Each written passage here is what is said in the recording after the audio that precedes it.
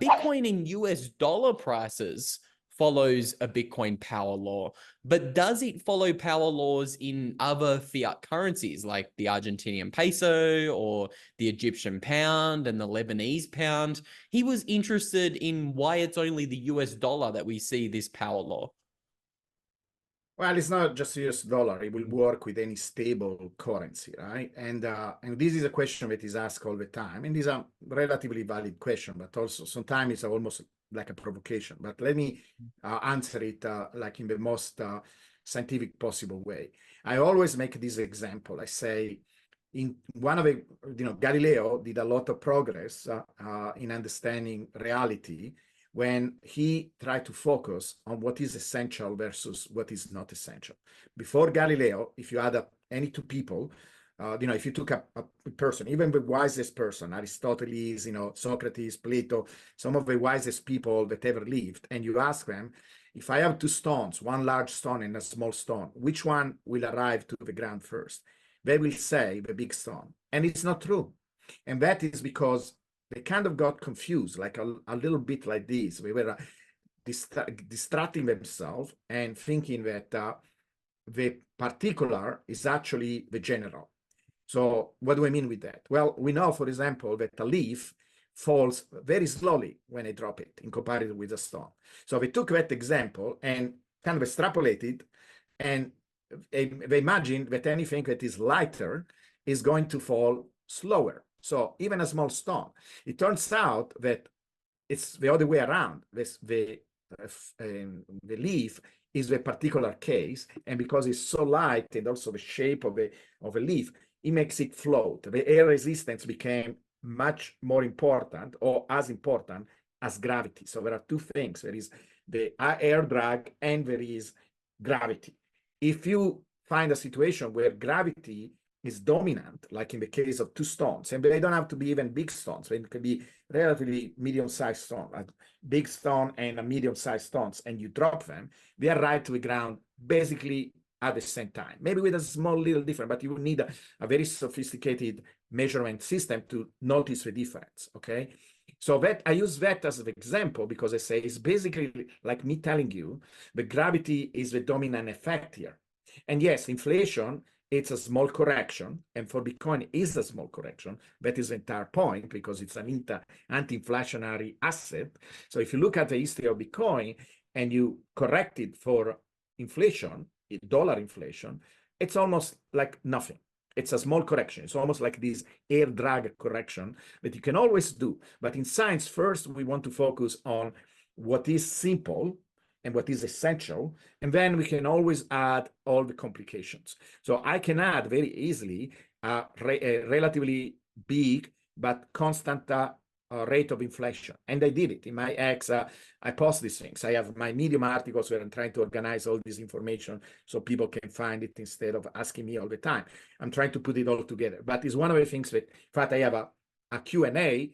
I will give you the link for the article so people can read it. But it's the place where almost all a big chunk of all the things I'm working on is there. And I have a Q&A, and I almost make a joke. I have this, actually make a joke because I try to make a meme.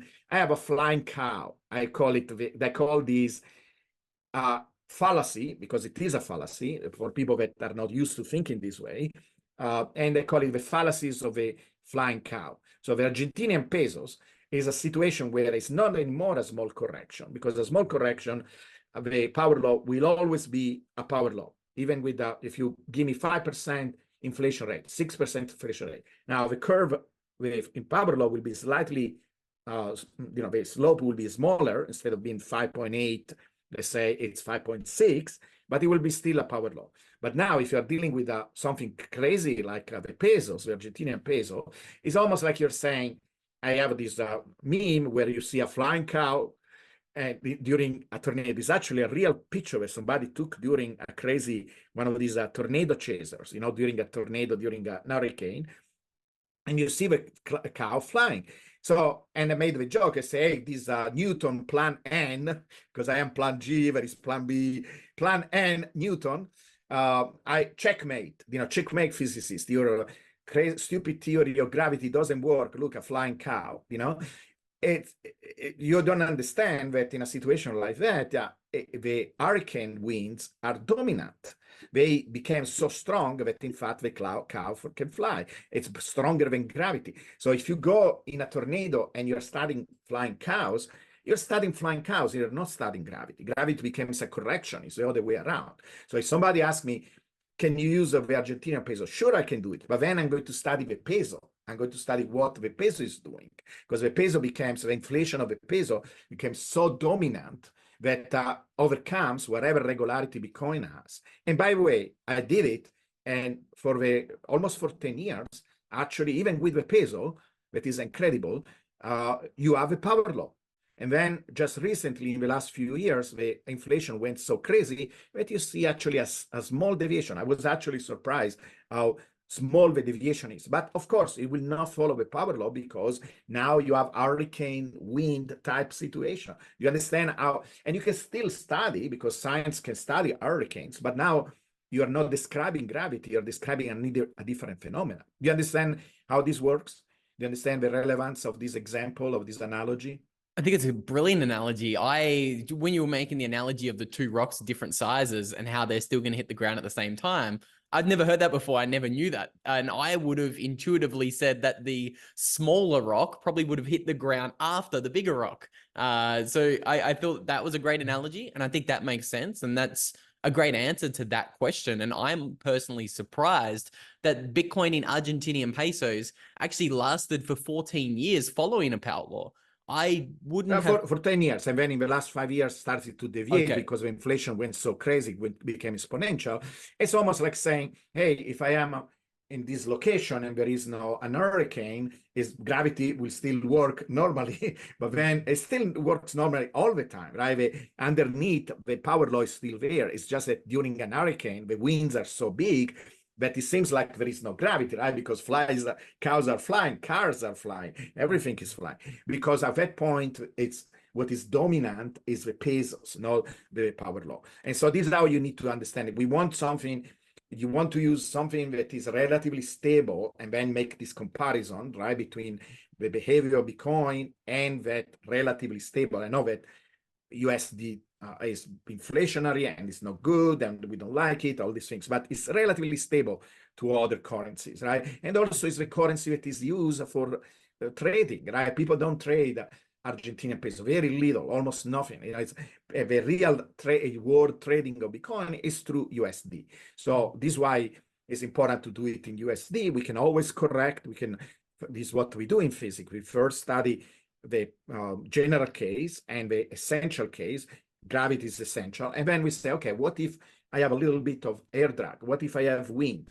You can always add all these things, but first, even I taught for 10 years in college. This is what we do it. If you study gravity and you come to my class, I will show you, and there is a reason why a big stone and a small stone fall at the same time. There are these experiments where on the moon they took a feather and a hammer. You can go watch it. You can go online and find this video, and they drop the two things at the same time, a feather, eagle feather, and a hammer.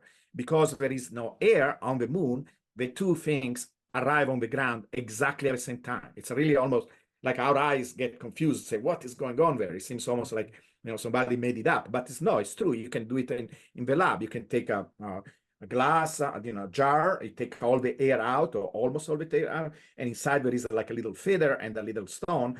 They fall at the same time. And that means the air, it's like a distraction. It's like something that makes us think incorrectly, like you were thinking correctly, because we confuse what is essential with what is not essential.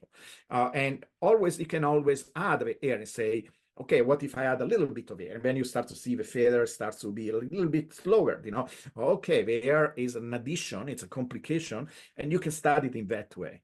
But that is the answer to that question. But if you don't mind, I want to jump on the slide, because we have a limited time, and I want to be very focused in giving you the entire story of what is going on.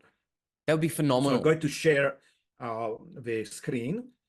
So first of all, and I will spend only 1 second because I don't want to focus on negative things. I want to focus on positive things. Now, if you want to know more about the Bitcoin Power Law model, you guys are in luck. We just released a full 1-hour interview with Giovanni literally minutes ago over on the bitcoinnews.com YouTube channel. So you can check out my full interview with Giovanni over there. And with all that said, I hope you enjoyed this short little snippet. I hope that you get to see the full interview, and I'll see you guys in a live stream tomorrow.